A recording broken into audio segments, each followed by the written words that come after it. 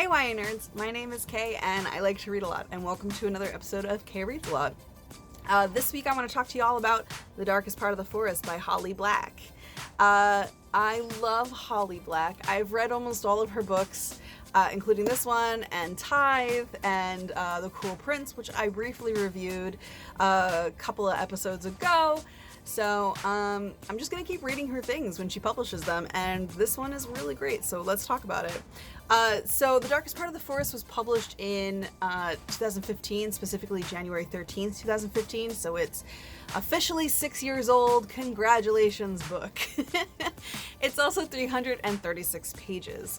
Now, the really special thing about this book, at least in my eyes, is in 2016, the year after this book was published, I did a book reading challenge. I'm pretty sure Pop Sugar does one every year. It was that one. And one of the distinctions on Pop Sugar was like, one of the books that you had to read was a book you can read in a day. So at the time, I think I had this on my TBR and I was like, what book is pretty short? I mean, this one's 336 pages, so you'd think not this book. You couldn't read this book in a day. Well, I found out that the audiobook version of this book is only 8 hours, so I listened to that for an entire day. 8 hours of my day. It wasn't too bad. And I got it done. I read this whole book in a single day. How do you listen to an audiobook in one day? Well, children, gather round, and all you have to do is preoccupy your brain without thinking. So for that whole day, I drew. I sketched and illustrated and just listened to the audiobook. It was great. I really enjoyed it. I have not listened to it since, but it is a book that I deeply enjoy, and so I want to talk about it.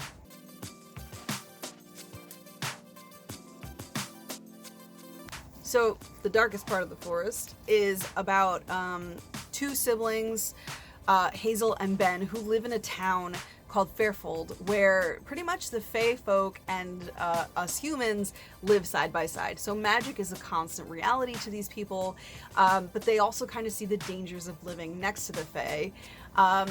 The danger also presents itself in a glass coffin in the middle of the woods that has a horned boy, like, in an eternal slumber inside of it. I don't remember the horned boy's name, but he is important, and it turns out I think he's a fairy prince of some shape or form. And Hazel and Ben are both in love with him. Ben is gay, which is queer rep. Love it. But Hazel, her entire life, has wanted to be a knight. And one day, the boy in the coffin wakes up, and she gets her wish. And it's not what she thought it was going to be. So that's like the basic bare-bone plot of this book. At least what I can remember of it. Again, I'm going to have to reread it or re-listen to it. The other funny thing about this book, I should have mentioned this earlier when I was talking about the details of the book. I listened to this book on like a playaway. So, I have one actually. So they look like this. They're just little like MP3 players that you can plug your headphones in and just press play. You put a battery in the top too. But that's all you have to do to listen to one of these suckers, which is why you could just stick it in your pocket and go for a walk. You don't have to worry about like bringing your phone or whatever. You could also plug it into your car. I will never forget, I went to go borrow this from a library that I worked at, and it was in, well, not this. It was in the children's section, which I was like, that's weird. I thought this was a YA book, huh? I listened to the first chapter, and it has a bunch of teenagers drinking and partying in the woods on top of this glass coffin. And I was like, oh yeah, no, I don't think this is a children's book. Like, some books, I can see it. Like, Tithe, I can kind of see it. You know, that series that Holly Black did, I can kind of see it. No. Anyway, so that's it for the plot and my little silly story about the darkest parts of the forest. Yeah. Pretty fun, I think.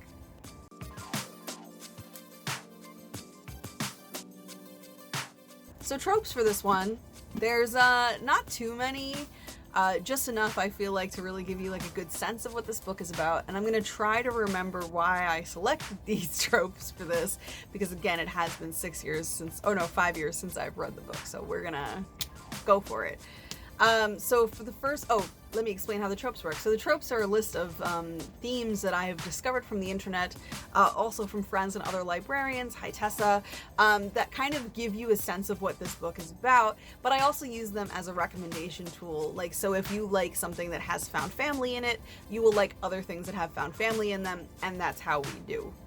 So, for the darkest part of the forest, we have beautiful first lines. Holly Black is a wonderful writer, and I find that she really draws you in with her first chapter, at least. Even though the first chapter was like a wild kegger, I think the first page of the first chapter kind of set the scene a little bit better. We also have the Chosen One. Hazel kind of becomes the Chosen One when she decides she wants to be a knight for this prince that wakes up from the coffin. I know that's not usually how the Chosen One works, but in this series it is. We also have Clueless Adults.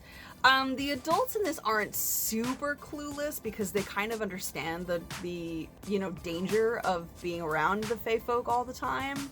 But they are clueless in the fact that their children kind of go off on an adventure in fairyland, and I don't remember them telling their parents they were doing that. We also have Love at First Sight. So again, Ben and Hazel are both in love with the Fae in the coffin, and I'm pretty sure it happens like instantaneously when they are children. We also have Love Triangles. Ben and Hazel and the Fae Prince. There you go. Strong/smart female protagonist. Hazel is a badass. I can say that. It's not a curse. But yeah, she's pretty cool. She definitely holds her own. She knows her stuff. She is very stereotypical, strong female protagonist, but not in a bad way. And we also have Youths in Danger. Again, this applies to like a lot of YA books. Specifically this one though, since the kids do go off into the woods and like they're in the Fae courts, and it's complicated. Yeah. So that's it for the tropes. If you like them, agree with them, or have more for me, feel free to comment down below. And I'm going to put the descriptions for them down in the description below this too, so you can read what I really think the tropes are.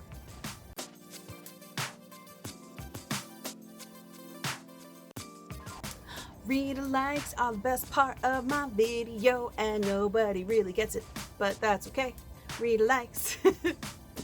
I'm just gonna keep making a fool of myself until like an actual song happens, because I'm not a songwriter, but eventually something's gonna work.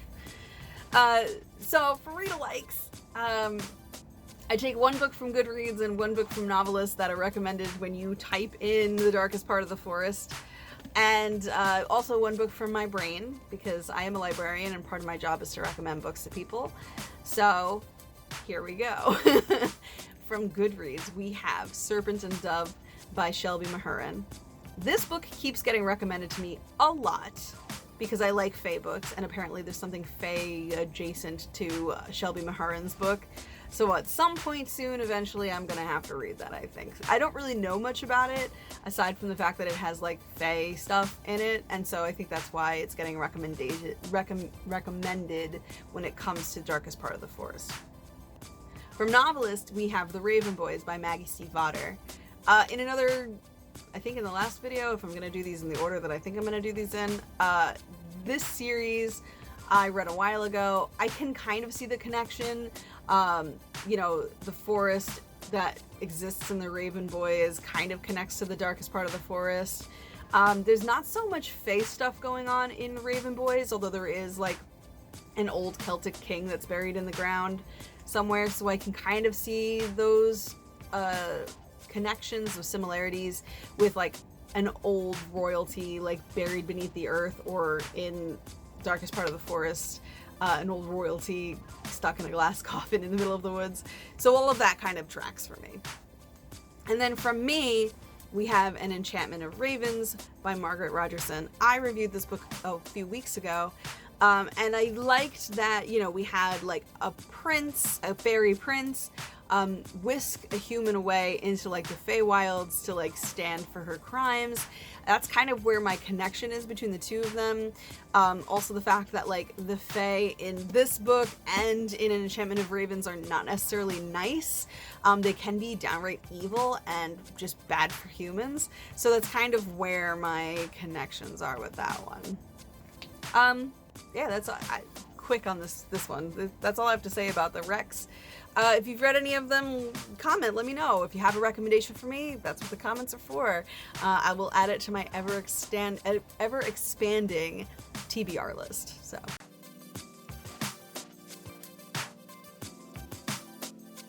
So my rating for this, I'm giving it a 10 out of 10. Who knew? I really enjoyed this book. It's another great addition to Holly Black's discography is the wrong term. Bibliography? Whatever. You know what I'm saying. To her works, her extended works. And I also, like, in retrospect, loved this book when I was reading The Cruel Prince, because this book makes a cameo. The characters in this book make a cameo in The Cruel Prince. So I really enjoyed that. I mean, Holly is just the queen of fairy stories at this point. So, like, she just has to keep doing what she's doing. Although I really also liked her vampire book. You know, she really knows what she's doing. She definitely knows her stuff, and it shows in these series. She also explores a lot of different, like, things about the Fae mythology that can be really interesting and great for people who don't know anything about Fae, to, like, get into this book and see what it's all about. So, like, it's a good book. It gets a 10 out of 10 because it's just fantastic and wonderful, and so is she. And that's it. That's all I have to say about this book. Feel free to, like and subscribe, I guess. I don't know. If we get to 100 subscribers, I'll do a giveaway, and we'll go from there. So that is The Darkest Part of the Forest by Holly Black, and I guess I will see you guys when I see you guys. So peace out, Wire Nerds.